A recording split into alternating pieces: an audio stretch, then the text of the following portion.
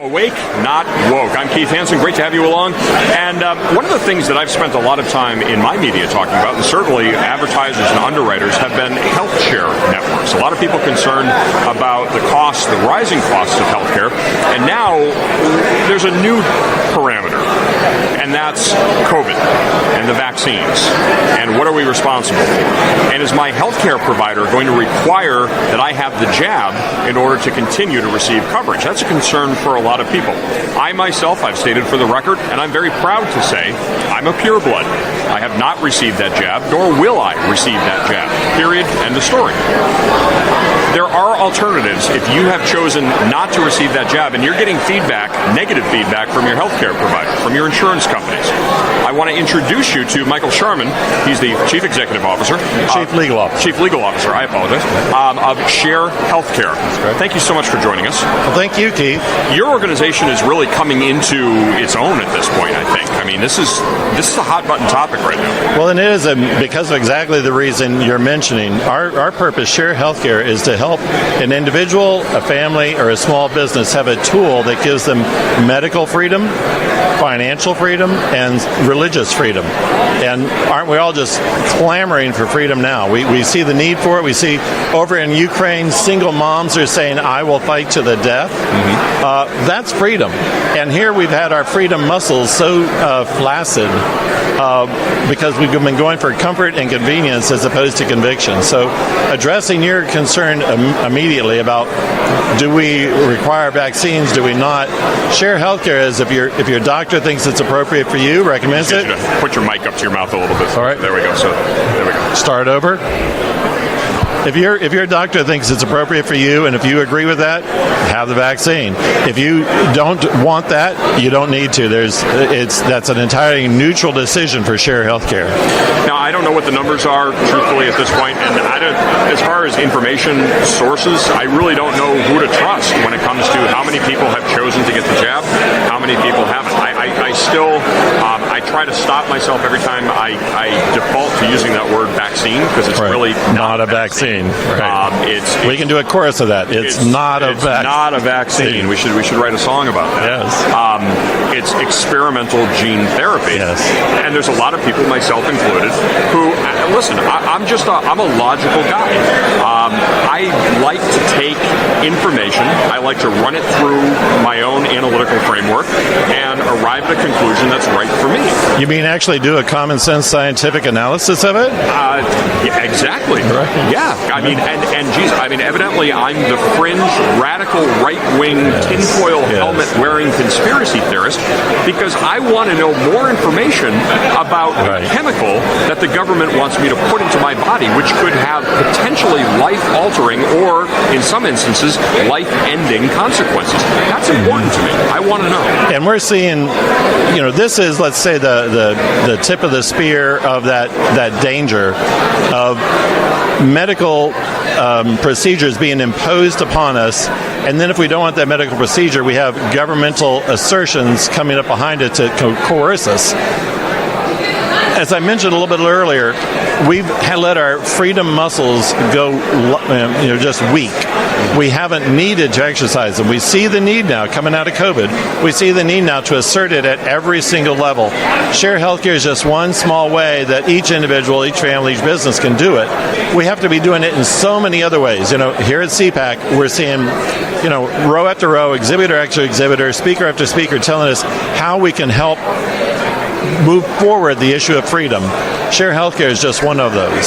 So let's start at the beginning, because I think there's a lot of people that still don't really understand what shared health plans are. So how exactly does a shared health plan work, and how does that represent savings to the average individual or family who's found themselves buried under exorbitant costs as a result of this genius Obamacare system? So let's just say one day a pastor in his church says, we've got our sister Mary over here. She needs a hip replacement, but she doesn't have the cash and she doesn't have any insurance. Can we just pass the plate and see if we get enough for her? And lo and behold, the church does it. Her needs taken care of. Works so well, the next month the pastor does it again, does it one more time. And he says, I've realized if we each contribute X amount of dollars, all the medical needs of our congregation will be taken care of. that's what Share HealthCare is about at an interdenominational and an international way. It's primarily in the U.S., but if you have missionaries overseas, others, you can go to any doctor around the world because we're for medical freedom, remember? So you can go to any doctor you want, and we're for financial freedom. It's pretty affordable. It begins at $149 for a single, $249 for a couple, $349 for a family of 4, and then $50 for each child after that. So it's very affordable, very workable. It's transparent in the sense of very modern. If you were to become a member of Share HealthCare, you'd get a bank account, a literal bank account in your name at Lime Bank in Bolivar, Missouri. It's a physical bank, and it's also a national online banking. So would every other member of Share HealthCare. When you or somebody else in the ministry, Share HealthCare, has a medical need, their doctor would electronically send us the bill.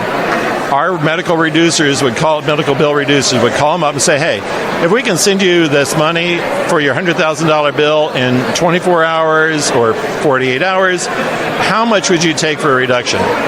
So right now we're getting reductions of 61 to 69%. That's the reduction. So we're paying 31 to 39% of the bill. That helps it be very affordable. Doctors love us. Doctors are referring people to us because we let them choose what health care to give to their patient, and we pay faster than pretty much anybody. It's amazing. And how long, if a family or an individual is looking to take advantage of that, they want to get into this, how long before they can start enjoying benefits? Is there a lag time? 2 months. 2 months. Right. Okay. And that's primarily just for us to fund our administrative costs, because that's what occurs in those first 2 months. But also, we don't want to be the lords of all recently diagnosed people. It is a protection for us, too, about people trying to take advantage of the situation.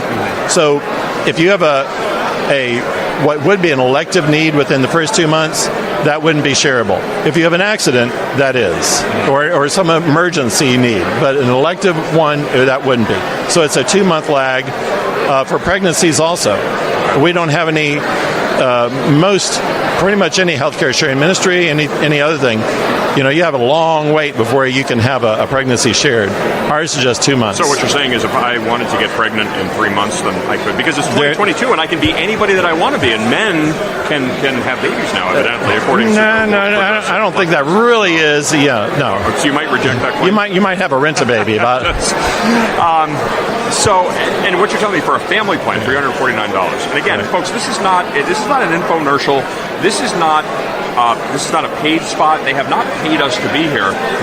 Share HealthCare is here because of, number one, medical freedom, but number two, we believe in presenting options to our viewers. And hey, listen, if you can save some money in the process of doing this, that's what it's all about. I've had so many people on my radio program who have called in, who have written in, who have emailed, who have said, healthcare used to be affordable. It isn't anymore. Right. My mortgage is $2,500 a month, but my healthcare costs for a family of 4 or 5 people is in excess of $3,000 a month. Many times people are paying more for a healthcare premium that they may not use than they're paying for a tangible like a house.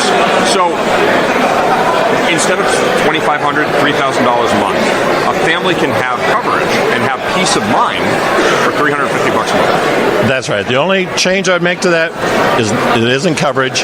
Your bills would be shared with the other folks. I always have to make that so that we don't sound like insurance, we don't look like it, because what we are not and we don't want to be is insurance. We're exempt from Obamacare. Okay. We're exempt from the insurance regulations, and 32 states have passed laws specifically exempting healthcare sharing ministries.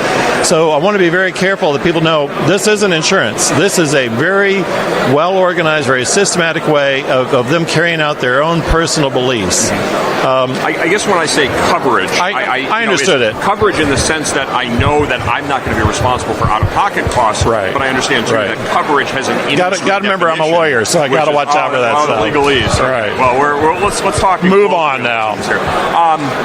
What about providers not accepting that. If I walk into a doctor's office, a friend of mine is a chiropractor, and on her counter it says that payment is expected at the time services are rendered. Right. So is there an issue or a situation where somebody says, well, you're part of this health share, no, we need payment before you walk out of the office. Right. We can't let you leave without. Well, with a chiropractor, the person would probably be able to pay for it themselves, and then they can send that in, and we would have the sharing, but the check would go to them as opposed to the provider. Let's say it's a hospital system. Some hospital systems just, if you aren't insurance, forget it, we're not dealing with you. And so our people would first call them up, give them some references of who they can, feel comfortable with. So let's use a real-world example. So Auntie Ethel needs a hip replacement, okay? And this is going to be, I don't know, I haven't had a hip replaced yet, so I don't know, $80,000 procedure, for instance. A primary care physician would make the referral over to a specialist or an orthopedic surgeon. And then the orthopedic surgeon would get in touch with, or the office for that orthopedic surgeon would get in touch with your offices first to ensure that there is a mechanism for payment in place. That, and let's say they just don't like the horse we rode in on. You're a healthcare sharing ministry. I don't think that's ever going to work. We want their self-pay, because every member is a self-pay patient at bottom. So we want cash up front. All right. Can we negotiate that cash up front? We'll still try to do that. And then if they say, yes, here's the price, then we hit the button. That money goes from each one of those member accounts to the one in need, goes from there in a check in their name as a self-pay to the hospital so that they have that money when they need it. We've had friends that needed open heart surgery. And the hospital said specifically that. We don't want any healthcare sharing ministry. We want our cash. Okay, here's your cash up front. So we're there to help each one of the members accomplish medical freedom, financial freedom, and spiritual freedom. And because of this proprietary mechanism, we're the only bank, that Lime Bank that we've associated with is the only bank in the United States that has been FDIC approved and Federal Reserve approved to do exactly this. And by the way, if I can just make a plug for Lime Bank too, is also providing services for industries that have been canceled. Exactly. Exactly. If you're a firearms dealer, right. You're a gun shop, and you found that you can't find a bank to handle your credit card processing or your deposit accounts. Lime Bank is a federally chartered bank that will not cancel you. That's right. For being in a freedom, constitutionally protected industry. Right, and it's a privately held bank of people who are like-minded with us, and the bank has no debt, so it has no pressure that anybody can bring on it. So they aren't going to. If you're a convoy trucker and you want to have a bank, go to Lime Bank. But that is one reason it just works out so well, so seamlessly for our members. We're there in coordination with Lime Bank to make sure that a family and a small business, an individual, can have integrity in what they're doing and work with people who have integrity in what they are doing. One thing with the integrity issue, I do need to mention, if somebody has a chronic pre-existing condition, they may not want to have us as only their only method of taking care of medical care, because we're not a government that can print money whenever we need it. We're not an insurance company that's allowed to invest reserves. We don't have reserves. It's in each member's account. So if somebody has pre-existing chronic condition, we would encourage them, get insurance. We're not insurance. Now, we have a number of people who have pre-existing chronic conditions, and they've just said, that's okay, I want to be a member of this. I might do that and this, or only this, and that's that. And again, so just for a point of clarification, this is more for catastrophic, where you're not going to be paying for routine doctor's visits and annual checkups. And I've always said, that should be the responsibility of the individual. Right. People are so quick to say, well, my health insurance has to cover my annual checkup or my teeth cleaning or my eyes. Listen, if you can pump $5 per day into Starbucks coffers, you can take that $5, be responsible, put it into a savings account, and have money to cover an eye exam, a dental exam, or a physical exam with your primary care physician. It's the catastrophic, unforeseen occurrences that people need financial vehicles to protect themselves from. Or let's use the term burdensome rather than merely catastrophic, because it might be that a person just is told, you need to go get a CAT scan. That's not cheap. but it might be really just as part of that doctor's routine diagnostic care that they're saying, this is what I want you to do. But that still isn't cheap. So what we try to do is structure this so it fits the biblical idea of each person is supposed to carry their own load. But the community of believers is supposed to help them carry the burden that they can't. So that's the basic premise here. So using the point that you brought up, if the program is structured so that the family gets to choose how they want to budget. Do they want to budget $300 per event that they bring forward first and the rest is shareable? Or do they want to budget $1,000 per event and then the rest is shareable? That's the way it works. Whatever one they choose, they get the full range of the same services. We have no upper limit, lifetime limit, we have no per event limit, and we have no annual limit. So if people want to learn more about Share HealthCare, what's your website and how can they find out more? Well, remember our name, Share HealthCare, so it's sharehealthcare.com, and then the toll-free number is 844-SHARE-HC. So sharehealthcare.com or 844-SHARE-HC. And it might not be right for everybody, but again, it's a viable option. And I think it's fantastic when you see people, entrepreneurially minded conservatives, that are coming together and saying, there's a problem with our system, we're going to innovate, we're going to find a way to make something better for ourselves, for our community, and for our community of believers. I think it's awesome. Exactly, so, that's what it's about. Michael, Chief Legal Officer for Share HealthCare, I appreciate you, and I want to thank you so much for your time. Thank you, Keith. So, God bless. Thank you. All right, we are going to continue from CPAC 2022, Awake, Not Woke. I love that.